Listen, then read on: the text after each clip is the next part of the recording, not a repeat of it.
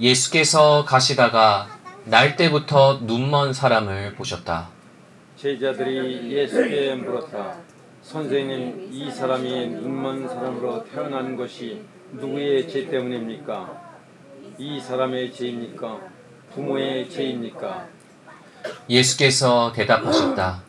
이 사람이 죄를 지은 것도 아니요 그의 부모가 죄를 지은 것도 아니다. 하나님께서 하시는 일들을 그에게서 드러내시려는 것이다. 우리는 나를 보내신 분의 일을 낮 동안에 해야 합니다. 아무도 일할 수 없는 밤이 곧 온다. 내가 세상에 있는 동안 나는 세상의 빛이다. 예수께서 이 말씀을 하신 뒤에 땅에 침을 뱉어서 그것으로 진흙을 개어 그의 눈에 바르시고 다 함께 그에게 실로암 못으로 가서 씻으라고 말씀하셨다. 실로암은 번역하면 보냄을 받았다는 뜻이다. 그 눈먼 사람이 가서 씻고 눈이 밝아져서 돌아갔다. 여러분 안녕하세요. 네, 한 주간도 평안하셨습니까? 어느새 6월 중순입니다. 한낮에는 햇살이 제법 좀 따갑죠. 자외선 지수가 높아서 밖에 나갈 때는 항상 선크림을 챙겨 바르시는 분들이 아마 많으실 겁니다. 우리는 이 빛을 매일 보기 때문에 너무 당연하게 빛을 여기고 때로는 너무 뜨겁다고 불평하죠. 하지만 오늘 본문에는 평생 단 한 번도 빛이라는 걸 본 적 없는 한 남자가 나옵니다. 그는 선천적으로 시력에 장애를 갖고 태어났습니다. 날 낳아준 부모님의 얼굴도 싱그러운 아침 햇살도 단 한 번도 보지를 못했었죠. 그저 길가에 앉아서 평생 구걸하며 살아왔습니다. 그런데 예수님과 제자들이 길을 걷다가 이 남자를 보게 되었습니다. 똑같은 사람을 보고도 제자들은 예수님과 전혀 다른 반응을 보이는데요. 그들 입에서 나온 첫 마디가 뭡니까?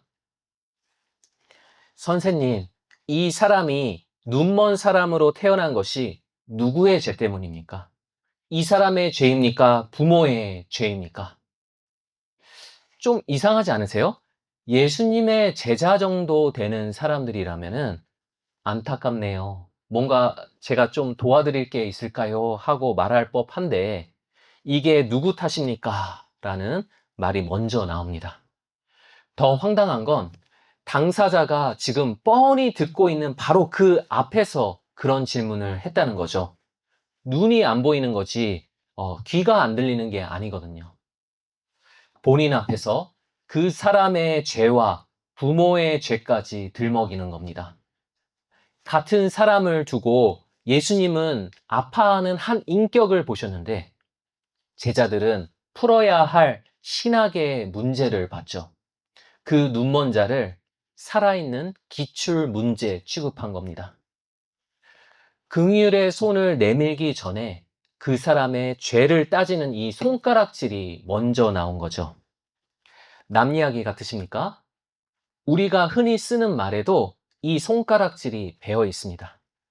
성품 좋은 배우자를 만나서 행복하게 사는 사람을 보면 우린 뭐라 하죠?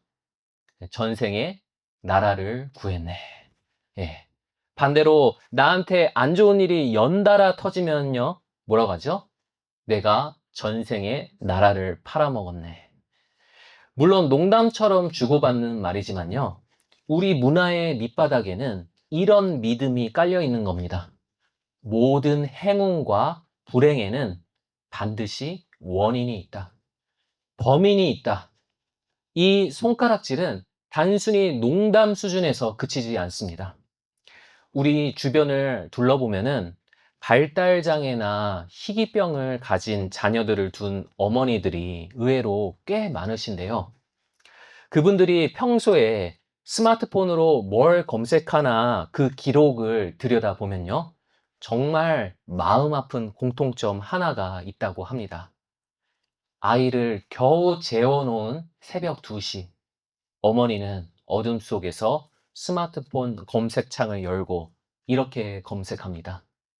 임신 초기 감기약. 수십 년 전에 먹었던 그 약 이름을 오늘 밤도 또 찾아보는 거죠. 그리고 임신 당시 받았던 직장 스트레스, 그날 마신 커피 한 잔까지 하나하나 다 따져봅니다. 그 어머니는 매일 밤 스스로를 피고인석에 앉히고 신문하는 거죠. 내가 그 약을 먹어서일까? 내가 젊을 때 누구 가슴에 못을 박아서 내 아이가 이런 벌을 받는 걸까? 이런 자기 자책의 비판이 날마다 열리는 겁니다. 그리고 이런 손가락질은 나보다는 남들한테 더 향하기가 쉽죠. 지진이나 쓰나미 같은 재해가 터지면요, 아직 구조가 끝나기도 전에 이런 말을 하는 종교인들이 꼭 있죠. 그곳에 죄가 많아서 하늘이 내린 심판입니다. 라는 그런 잔인한 말들이요. 무너진 잔해 앞에서 원인부터 확정지려는 그 목소리, 2000년 전 제자들의 목소리 그대로입니다. 도대체 왜일까요? 왜 우리는 누군가의 고통을 마주하면 위로의 손을 내밀기도 전에 범인이 누군지 손가락질부터 하게 되는 걸까요? 그리고 이런 원인 찾기 질은 왜 한 번도 우리를 진정 살려낸 적이 없는 걸까요? 누구의 죄 때문이냐? 이런 제자들의 질문은 사실 나름 일리가 있어 보입니다. 원인을 알아야 고칠 수 있고 다음번에 피할 수 있다. 이게 오늘날 우리의 상식이죠.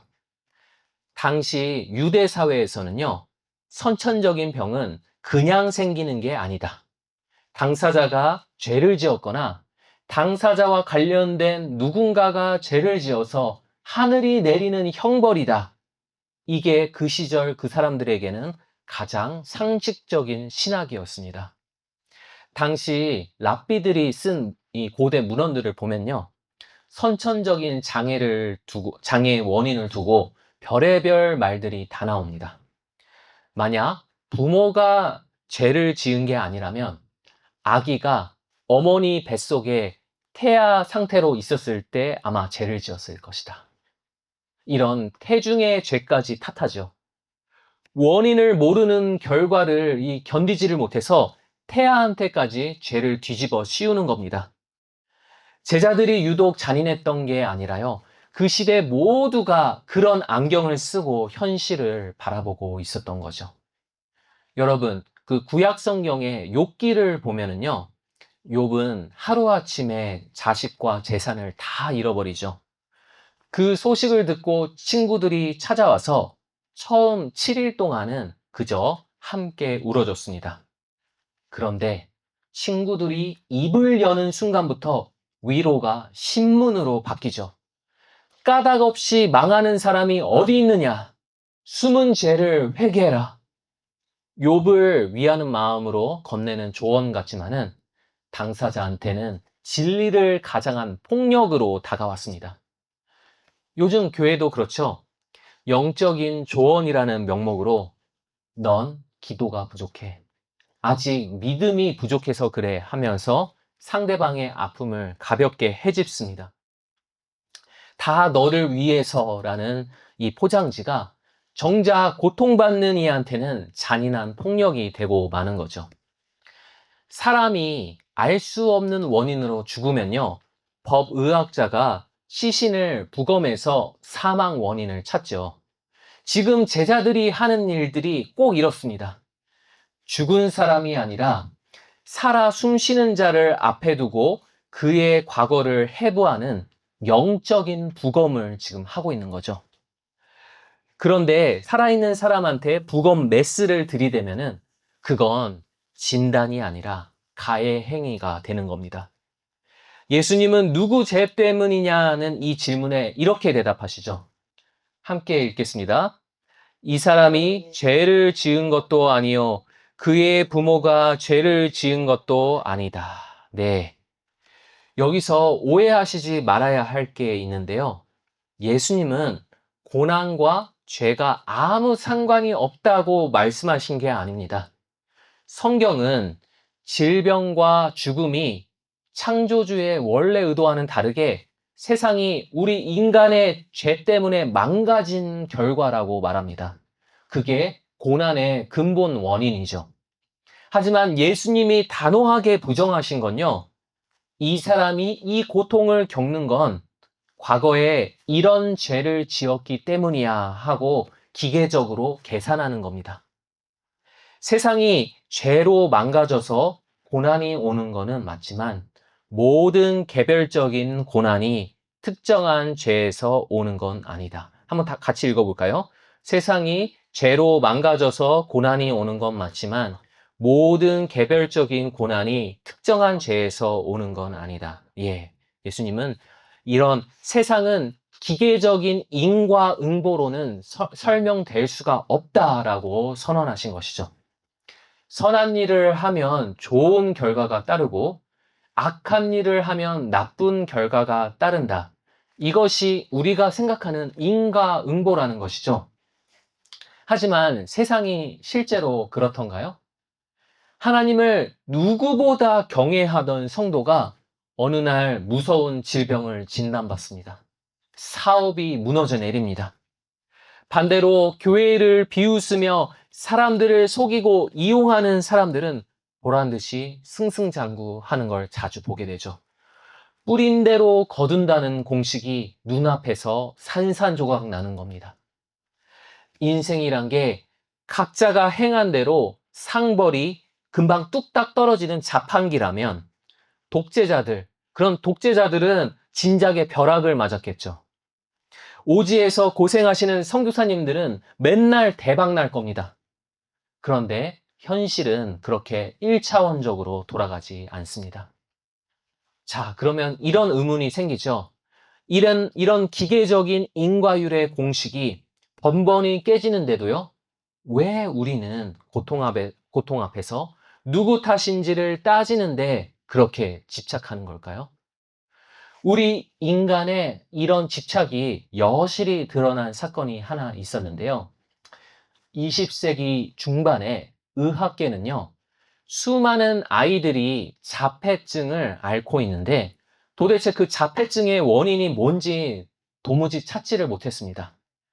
그 답답함을 견디지 못하고 결국에 그럴듯한 원인 하나를 만들어냅니다. 이른바 냉장고 엄마 이론이라는 건데요. 어머니가 자녀를 냉장고처럼 정서적으로 차갑게 키워서 무관심하게 키워서 아이가 그렇게 됐다는 거죠. 그래서 당시 사회 전체가요, 자폐아 어머니들을 마치 법정에서 죄인 다루듯이 애를 어떻게 키운 거야 하고 신문하는 분위기였습니다. 치료라는 명목으로 아이를 엄마한테서 떼어놓는 일까지 있었죠. 수십 년간 수많은 어머니들이 내가 내 아이를 망쳤구나 하는 그런 죄책감에 짓눌렸습니다. 훗날 자폐증은 양육 문제 때문이 아니라 유전적, 신경학적 요인 때문이라는 게 밝혀지면서 이 이론은 폐기됐습니다. 하지만 그 어머니들이 흘린 눈물은 누가 돌려줍니까? 우리는 설명되지 않는 고통을 만나면요, 차라리 죄 없는 희생양을 만들면서까지 세상에 정답을 부여하고 싶어 하는 겁니다. 왜 그렇게까지 할까요? 왜 그렇게까지 할까요? 범인이 정해지면 내 마음이 이상하게 편해지거든요. 저 사람이 고난당한 건 뭔가 잘못했기 때문이야. 이렇게 결론을 내리는 순간 그 말은 나한테 이렇게 들려옵니다. 나는 그런 잘못을 안 했으니까 나한텐 그런 일이 일어나지 않을 거야. 난 안전해. 인과응보의 신학은 겉으로는 가혹해 보여도요, 고통의 원인을 밝혀냄으로써 내 삶이 통제 가능해진다는 달콤한 환상을 주는 겁니다. 아주 매력적인 진통제 역할을 하는 거죠. 그런데 그 밑바닥에는 더 깊은 쓴뿌리가 있습니다. 창세기 3장을 보면은요, 선악과 앞에서 인간은 이런 유혹을 받죠. 이걸 먹으면 너희가 하나님처럼 되어서 선과 악을 알게 될 것이다. 우리가 알 수 없는 고통 앞에서 누군가와 함께 울어주기보다 재판관석에 내가 앉아서 옳고 그름을 판결하려는 이 욕망, 하나님의 자리를 대신 차지하려는 이 교만이 우리를 인과율의 노예로 만들어 버리는 겁니다.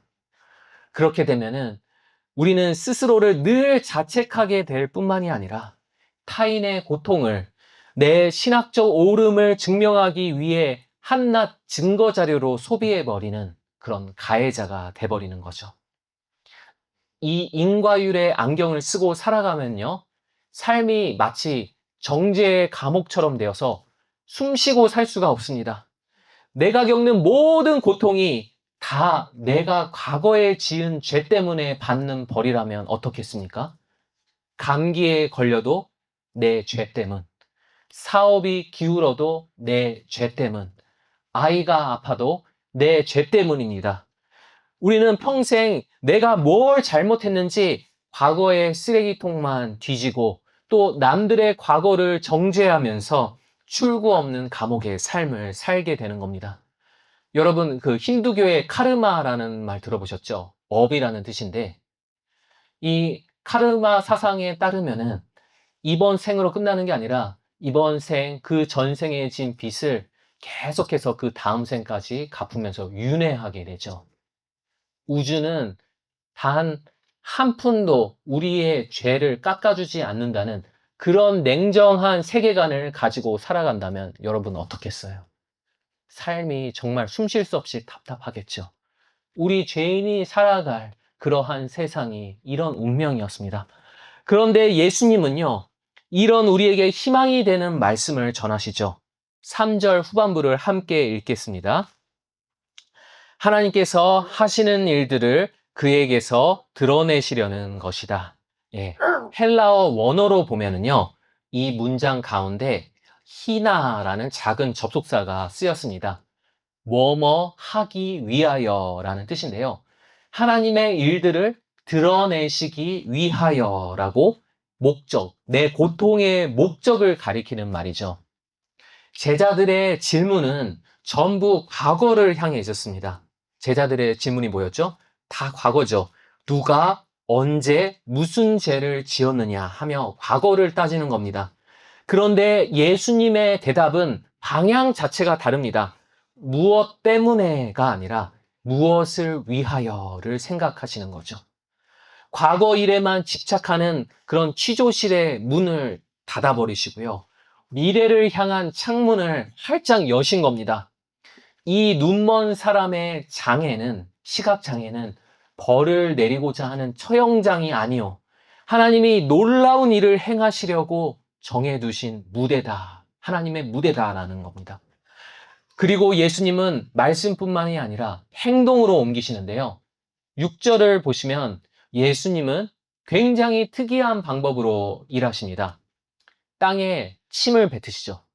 그리고 그 침으로 흙을 이겨서 진흙을 만들어서 그 눈먼 자의 눈꺼풀 위에 바르십니다. 이 장면 구약 성경 어디선가 본 것 같지 않으세요? 어딜까요? 네, 창세기 2장 7절입니다. 여기서 하나님이 사람을 어떻게 만드셨죠?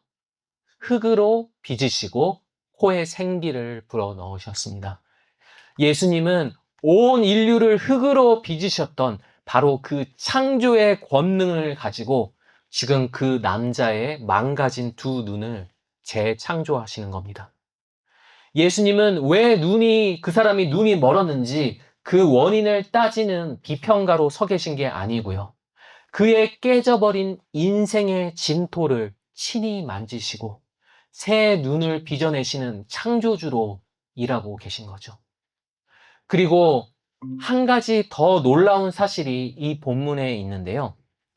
질병이나 장애를 가진 사람들이 보통 예수님을 만나면 어떤 반응을 보이죠? 나를 불쌍히 여기소서, 낫게 해주소서 하고 울부짖죠. 그런데 이 눈먼 자는 어떻게 하죠? 단 한 번도 고쳐달라고 요구하지 않습니다. 그저 캄캄한 어둠 속에 가만히 앉아 있었을 뿐이죠. 그런데 예수님이 그를 먼저 보셨고요. 먼저 다가오셨고, 먼저 손을 대셨습니다. 하나님의 은혜는 이처럼 우리가 얼마나 열심히, 얼마나 목소리 크게 그분께 부르짖었는지, 과거에 우리가 어떤 죄를 지었는지 그 인과율을 따져서 작동하는 게 아니라요.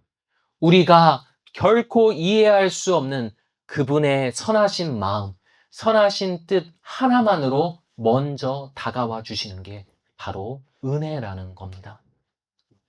예수님이 흙으로 새 눈을 빚어주시자 그는 조금 후에 실로암 못에서 생전 처음 앞을 보게 되죠. 이처럼 고난이란 내 과거의 잘못을 따져 묻는 형벌 청구서가 아닌 겁니다. 마찬가지로 우리 이웃들이 겪는 고난들도 우리가 멀찍이서 그 원인을 분석하고 따질 문제지가 아니라요.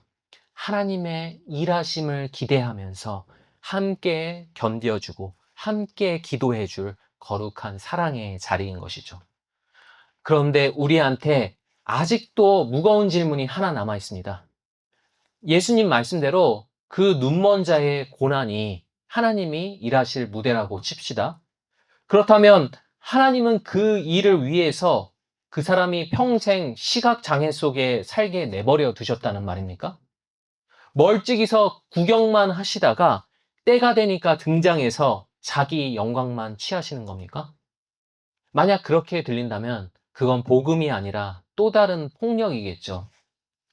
이 질문의 답이 사실 본문 안에 이미 심겨져 있습니다. 예수님은 그 흙에 손을 대시기 전에 의미심장한 말씀을 하나 하셨는데요. 한번 4절과 5절 함께 읽어보겠습니다. 우리는 나를 보내신 분의 일을 낮 동안에 해야 한다. 아무도 일할 수 없는 밤이 곧 온다. 내가 세상에 있는 동안 나는 세상의 빛이다. 네. 밤이 곧 온다. 무슨 뜻일까요? 예수님은 자기 자신을 세상을 비추는 태양, 해에 비유하셨고요. 해가 지고 밤이 오는 건 예수님 당신의 죽음을 말씀하신 겁니다. 세상에 빛이신 그분이 우리에게 자기의 모든 빛을 다 건네주시고 당신 자신은, 예수님 자신은 십자가라는 칠흑 같은 밤 속으로 들어가신다는 거죠. 생각해 보세요. 예수님의 십자가야말로 인류 역사에서 일어난 일 중에서 가장 그 이유를 알 수 없는 고난이었습니다. 세상에서 유일하게 아무런 죄가 없으신 분이 죄인의 형틀에 매달리셨으니까요. 제자들이 생각하는 그런 인과율의 공식으로는 절대 풀리지 않는 사건이 바로 십자가였습니다. 그 십자가 위에서 예수님이 외치셨죠. 나의 하나님, 나의 하나님, 어찌하여 나를 버리셨습니까? 우리 죄인들이 묻고 싶어 하는 이 어찌하여, 왜라는 말을 죄 없으신 그분이 우리를 대신해서 토해내신 겁니다. 그리고 그 캄캄한 십자가 죽음의 밤에 위대한 교환이 일어났습니다. 우리의 어둠은 예수께로 가고 예수의 빛은 우리에게로 왔습니다. 우리가 받아야 할 모든 형벌을 그분이 십자가 앞에서 남김없이 다 받아내신 것이죠. 그리고 사흘 만에 하나님이 그분을 살리셨습니다. 세상에서 가장 어처구니 없어 보이던 그 죽음이 하나님의 가장 영광스러운 일로 뒤집혀 버린 겁니다. 그래서 저는 이렇게 담대하게 말씀드릴 수 있습니다. 여러분, 더 이상 내 고통의 원인을 캐내겠다고 우리의 과거를 뒤질 필요가 없습니다. 나도, 내 부모님도, 그 어느 누구도 피고인석에 앉힐 필요가 없는 겁니다. 형벌이라면 이미 예수님의 십자가에서 다 치러졌으니까요. 하나님이 그리스도 안에서 우리 죄값을 다 받으시고도 또다시 우리한테 질병과 재난으로 이중 형벌 청구서를 보내신다면 그건 예수님의 십자가의 가치가 모자랐다라는 말밖에 되지 않겠습니까? 믿는 자에게 닥치는 고통은 더 이상 과거를 따져 묻는 형벌의 청구서가 아닙니다. 흙으로 사람을 빚으셨던 그 창조주의 손이 나를 다시금 새롭게 빚어주시는 놀라운 자리인 것이죠. 이것을 교회는 오래전부터 섭리라고 불러왔습니다. 섭리. 쉽게 말하면 내 인생의 어떤 것도 어쩌다 우연히 일어나는 게 아니라 하나님의 깊은 뜻과 그분의 전능하신 손바닥 안에서 한치의 오차도 없이 모든 일들이 붙들려 있다는 겁니다. 우리가 놓여 있는 곳이 그 아무리 캄캄하고 그 아무리 힘겨운 자리일지라도 실은 하나님이 일하시려고 정해두신 무대라는 거죠. 다만 한 가지 주의해서 들으셔야 하는 게 있는데요. 섭리는 하나님이 당신 자신의 영광을 위해서 일부러 불행과 사고를 만들어내신다는 말이 아닙니다. 우리 인간과 사탄이 어처구니 없는 악한 환경을 만들지라도 하나님은 기어코 그 악한 일을 선한 일로 뒤집어 버리신다는 것이죠. 세상은 죄 없는 예수님을 온갖 거짓 누명을 씌워서 죽였지만 그 악한 일을 가장 선한 일로 뒤집으신 것이 바로 하나님의 십자가 섭리였습니다. 하나님은 그저 높은 하늘에서 처방전만 우리한테 내려보내시는 분이 아니요. 인간이 다 알 수 없는 섭리 속에서 우리 고통 한복판에 들어와 우리를 위한 선한 일을 행하시는 겁니다. 이런 하나님의 손길을 경험한 철학자가 한 명 있는데요. 니콜라스 월터 스토프라는 사람입니다. 아무리 어려운 이 신학적인 난제도 명쾌하게 풀어내는 그런 천재 철학자였죠. 그런데 그 명석한 그의 두뇌가 한순간에 갑자기 멈춰버린 사건이 있었는데요. 이 니콜라스에게는 너무나도 끔찍히 아끼는 에릭이라는 맏아들이 있었습니다. 이 에릭은 등산 애호가였죠. 그가 25살 때 그는 오스트리아에 있는 알프스 산을 등반하다가 발을 헛디뎌서 그만 추락하고 말았습니다. 그리고 그 자리에서 즉사했죠. 아버지 니콜라스는 이해하기 어려운 문제들만 평생 전문적으로 다뤄왔던 사람이었습니다. 하지만 아들의 그 싸늘한 시신 앞에서 그가 쌓아왔던 모든 공식은 다 무너져 버렸습니다. 하나님, 왜 하필 내 아들입니까? 하고 계속 울부짖을 뿐이었죠. 하지만 하나님은 끝내 그 이유를 설명해 주시지 않았습니다. 그런데 그 긴 터널을 지나는 가운데 하나님께서 한 가지 깨닫게 해주신 게 있더랍니다. 그게 뭐냐면 고통 속에서 사람한테 진정 필요한 것은 고통의 이유가 아니라 함께하는 누군가의 임재라는 것이죠. 하나님이 나에게 나타나서 고통의 원인을 논리정연하게 강의해 주셨다면 지적인 만족은 얻었겠죠. 하지만 깨어진 마음을 치유받지는 못했을 겁니다. 니콜라스는 도대체 그 이유가 뭐냐는 그 질문을 멈추고 고통 속에서 하나님이 지금 어디 계시는지를 바라보기 시작했습니다. 그리고 아들을 잃고 눈물 흘리는 내 곁에서 당신 또한 십자가에서 아들을 내어주신 아버지로서 함께 눈물 흘리고 계시다는 걸 알게 해주셨죠. 하나님은 모든 것을 설명해 주시는 정답의 신이 아니라 내 고통 속으로 들어와서 함께 피 흘리며 우시는 임재의 하나님이신 겁니다. 지금 여러분은 어떤 까닭모를 어둠 속을 지나고 계십니까? 아무리 머리를 굴려봐도 그 이유가 도무지 잡히지 않는 고난 하나쯤은 가슴에 품은 채 이 자리에 앉아 계시지 않습니까? 누구는 질병과 재정 문제일 테고, 누구는 끝이 안 보이는 인간관계의 문제일 테고, 누구는 사랑하는 사람을 잃은 그 빈자리이겠죠. 입 밖으로 꺼내지도 못한 채 혼자 끌어안고 있는 그런 어둠 말입니다. 그런 우리한테 오늘 본문은요, 예수님이 그 눈먼 자에게 건네셨던 마지막 한마디를 들려줍니다. 7절이죠. 예수님은 그 사람 눈에 진흙을 발라주시고는 실로암 못에 가서 씻어라 라고 하십니다. 요한복음은 친절하게도 이 실로암의 뜻을 옆에 풀어서 적어놨는데요. 실로암이 무슨 뜻이시죠? 예, 보냄을 받았다입니다. 하나님의 보냄을 받으신 예수님이 이번에는 그 눈먼 자를 실로암이라는 사명의 자리로 보내신 거죠. 그런데 그 사람은요, 어떻게 실로암까지 찾아갔을까요? 그는 눈이 다 나은 상태로 실로암에 걸어간 게 아니었습니다. 눈꺼풀에는 아직 뭐가 발라져 있죠? 진흙이 발려져 있고 여전히 못 보는 상태로 여전히 캄캄한 채로 더듬더듬 그 못을 더듬으면서 그 못을 향해 걸어갔습니다. 그가 두 눈을 뜬 거는 실로암 못에 도착해서 씻고 난 그 다음이었죠. 우리도 마찬가지입니다. 우리도 은혜 안에서 아직 우리의 두 눈에 진흙이 묻어 있는 채로도 우리는 묵묵하게 걸어 나갈 수가 있는 것입니다. 지금 당장 내 고난의 이유를 다 몰라도 괜찮습니다.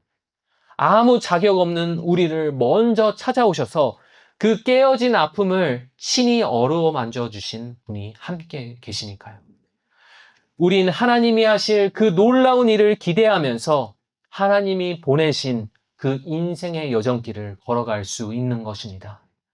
그리고 실로암이라는 그 길 끝에서 하나님은 우리를 두 팔 벌려 맞아주실 것입니다. 밝은 눈이라는 것은 모든 것의 이유를 다 이해한다고 해서 열리는 게 아닙니다. 고통 한복판에서 함께 울어주시는 그 하나님의 사랑을 신뢰하면서 그 어둠 속을 한 걸음씩 걸어갈 때 우리의 눈은 서서히 열리기 시작하는 것입니다. 죽음을 영광으로 뒤집으신 섭리의 하나님께서 오늘도 상처 입은 우리의 삶을 친히 어루만져 주시며 우리가 지치지 않고 그 빛을 향해 조금씩 나아갈 수 있도록 인도하여 주실 것입니다.